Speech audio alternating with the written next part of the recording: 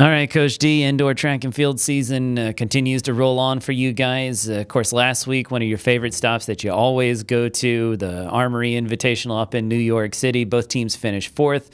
I think you guys won 3 events as a team, and it's always fun to be on the big stage, maybe the most historic indoor facility in the entire country, and the team performed really well. Give me your thoughts on how last week went for you guys. Last weekend, of course, is, as you said, it's always a great meet for us. It's been a great recruiting ground for us as well, and then having our alumni, Natasha Hastings and some others that come from that area.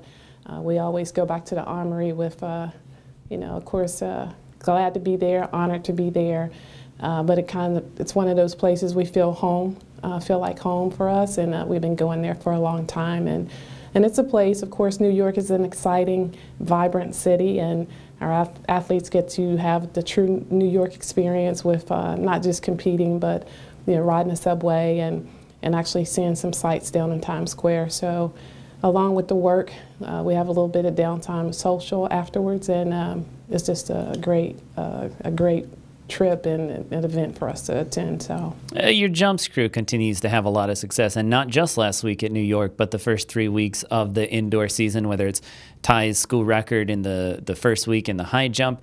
Hanifa has got a new PR every single week in the triple jump. She's in the national top 10. Jordan doing well in the high jump. And then you brought Lisa into the fold for the first time last week. And even though she didn't hit her PR, I know it was still good to see her out there. Rugi as well, victorious in the long jump. Overall, that jumps crew is really doing some strong things for you right now. Yeah, well, certainly the one thing that confirms that training is working for us. And probably bigger than training, I have a group of people that has a strong will to win and a strong will to do all the right things necessary to obtain what they want. And we got some big goals for the year and high expectations. And of course, being in our league of the SECs, things have to be big to measure up. So as much as we are doing well, we will have another test here in the next couple of weeks, and then the SEC championships that we are really trying to prepare for, as well as the rest of the team. We're trying to move into improvement on marks, and more people getting on the national list to get to the national championship. So things are moving in the right direction.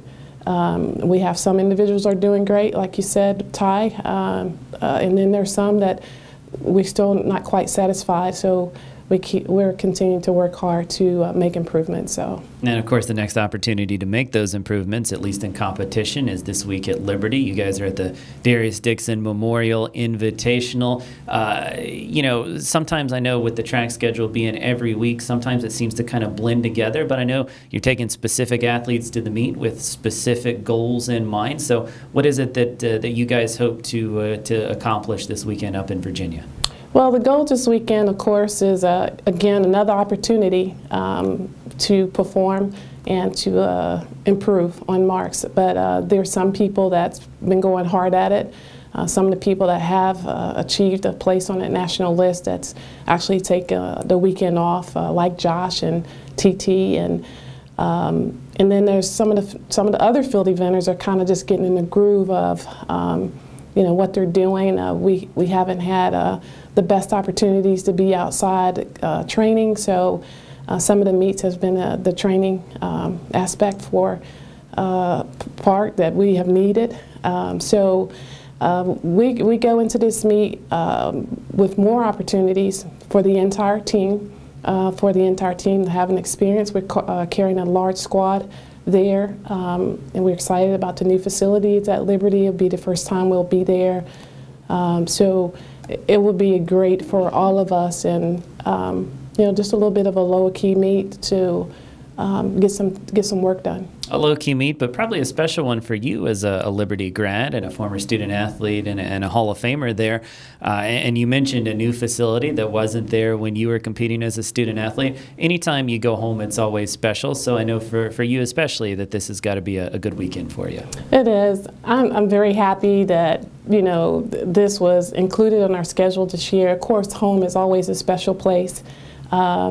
home is where people love you and accept you and all those good things, and a place you can come take your shoes off and feel comfortable.